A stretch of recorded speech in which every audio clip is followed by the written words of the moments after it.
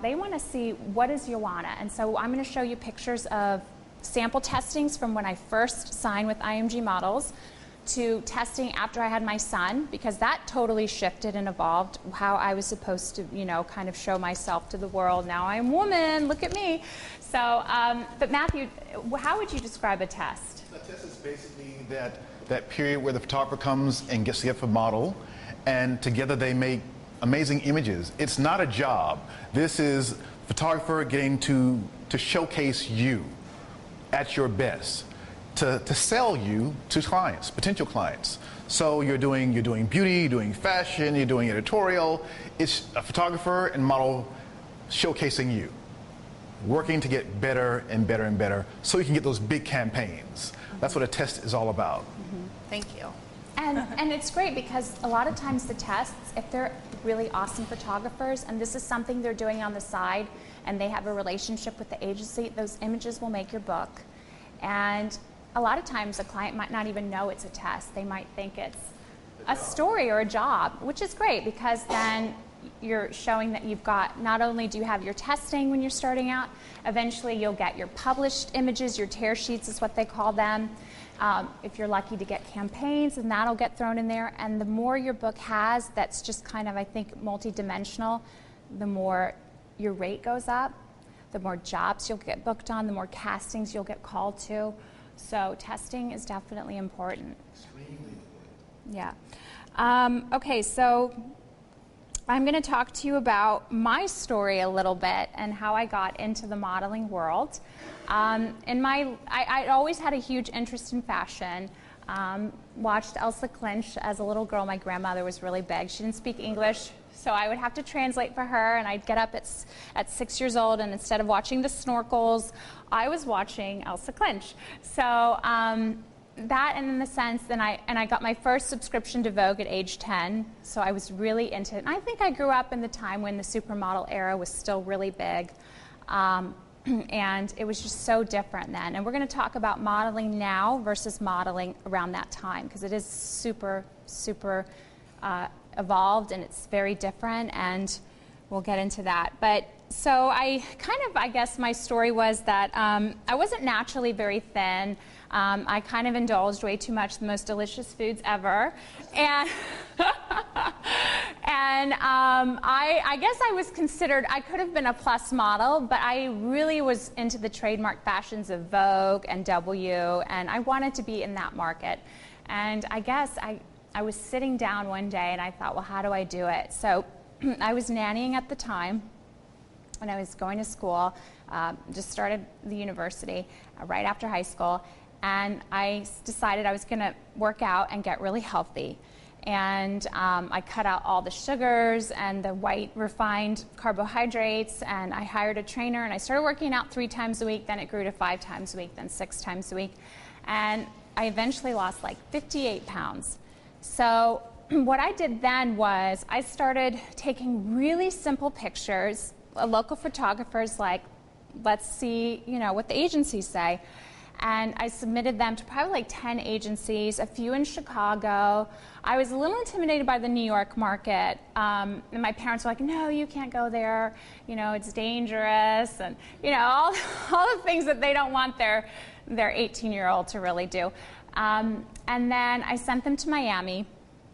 And I got 2 responses, one from a Chicago agency and then one from Miami. And they were both the same agency, because you will find that, let's say, for instance, Ford in New York, there's also Ford in Chicago, a Ford in Miami. So it was a really high agency, high-end agency, and they said, we'd love to work with you. So I went to Miami and I started testing, and then when I finished doing 2 tests with their, I guess, in-house photographers that they like to use, I got an email from my best friend who said, look, America's Next Top Models looking for models, you should try. And I saw the first season, I loved it, I was hooked. It came on super late in my hometown, it was like 12 at night, and I said, oh, but the deadline's in 2 days. I was like, I'll never make it.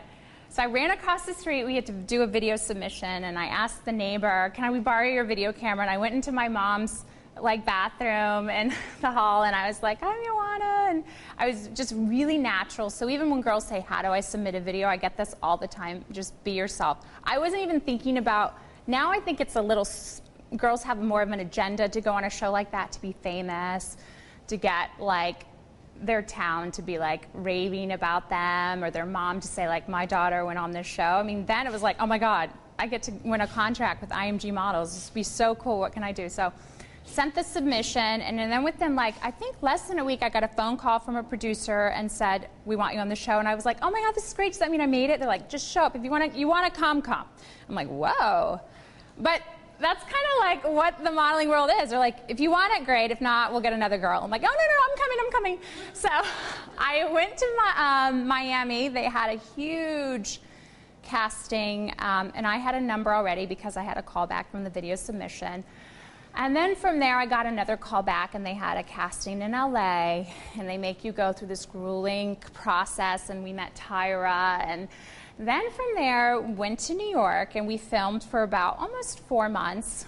Our group went to Milan, and then won, which kind of, at that time, I think was really surreal for me, and had to come back home for another 5 months and not tell anyone, and go back to my everyday life of being a babysitter, Miss Ioana, going for slushies and to the park and waiting, which was great because I really got kind of settled and gave me a chance to kind of understand what was going to happen after this, and what was, you know, what would the aftermath of going on a show. And I mean, I will say it opened tremendous doors for me coming from that show. I will not complain. I got offers to do TV hosting. I was the only girl at the time at the agency going to do fashion reporting.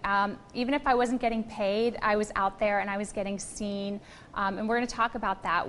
How much free do you have to give out before you're like, okay, this is enough? As a photographer, right, Matthew?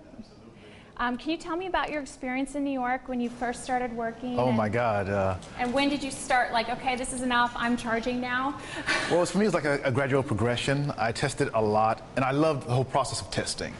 Working with all the agencies, meeting all the bookers, and building those relationships, which I still have now to this day. There's a point when you're testing, and you've got to make a living. Especially in New York City, where it's hard and expensive, and even more so now. But it just comes. You know the point when you got to stop. When everybody's calling you and want you to test, you know you're in demand, and then you start charging and getting work. Yeah, and we'll get into that. So I got to New York, and the first day met with IMG. They're like, great. They're like, and my mom said to them, well, where's Ioana gonna live? They're like, we don't know. Like, okay, well, but we need her to stay here, and we've got her set up to meet these clients tomorrow. So that was really a culture shock for me. So my mom said, can she live in a model's home? And they're like, no, she can't. They're overbooked, and Ioana just came from a TV show. It's probably not a good idea. She'll get invited to parties, and these girls will probably want to kill her because they've been here forever, and here she is like, hi, and they're like, no. So I was fortunate enough to have a really incredible makeup artist let me use his space for 3 months, and I tried to pay him what I could. New York was mind-blowing. I never expected it would cost so much. As soon as you walk out the door, you sneeze, there goes 20 bucks. You turn this way, there's another $20. Like, I didn't buy anything, what happened? So, you know, that's why I don't really recommend girls move away until they're certain and promised that they're gonna be able to make a living. Because I can't tell you how many girls I've met go out there on a dream and come back crushed, or having to wait 2 or 3 restaurants just to make the rent, having to share an apartment with 3 people, embarrassed to kind of tell their parents what their situation is just so they can have that New York experience. But I will say New York is so much better when you have money in your pocket. It's a hard city, so we'll get into that. It is amazing, and I love it, and it was great, and I lived there for 8 years. Do I want to live there again? Probably not, but for what it was, and I think, you know, you just change as you get older and what you kind of want. You do want your backyard, and you do want certain things, and you want to hop in your car with the sun and all that, and New York does provide that, but I think of just being a Florida girl wanting to get back to my roots and still being able to work a lot and travel is great. So back to signing with this agency, the first thing they did the next day after I saw clients, there was nobody to walk me around the city. I didn't understand New York at the time. I had to learn really quick. And that's really important, especially if you're getting sent overseas abroad. No one's going to hold your hand.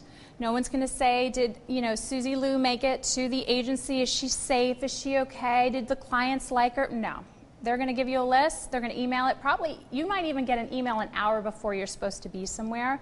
And they're going to expect you to be ready and to see that client and to look the way you should look, present yourself, be on time. And then you might have a gap for another 2 or 3 hours and go see another person. So you need to navigate your way around the city and to manage and to understand how to get around. So I'm going to break into the mandatory kind of, I guess you could say, lessons that are crucial to being successful in the modeling world. And one of them is taking advice on changing your looks. Okay, I can't emphasize this enough. How many girls come wanting to remain Miss Congeniality, Miss Cheerleader, Miss, Jennifer with the beautiful long hair that everybody loved and voted for in high school, and the agency's like, chop it off, lighten it, do this. You've got to be willing to say, okay, and let go. If you can't let go of bleaching your eyebrows, lightening your hair, or doing whatever the agency says, then this is not the industry for you, because you're going to be signed up to do all of these photo shoots, and probably half the time you'll hate the styling, you're not thrilled about the direction that it's going, but it's not, I don't think girls understand that it's not your vision.